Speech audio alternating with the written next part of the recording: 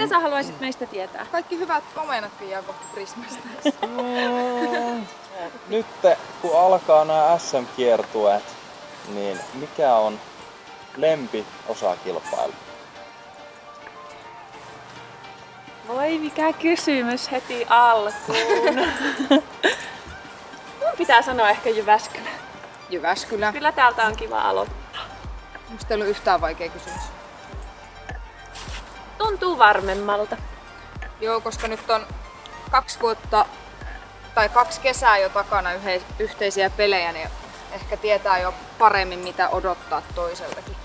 Kyllä. Ja sit myös tietää, ainakin mulla itse vähän tietää enemmän tästä niin kuin SM-kiertueen luonteesta, koska se eka vuosi oli tosi opettelua ja sitten nyt tuntuu, että on vähän jo tietää, että mitä tää kesä tulee olemaan.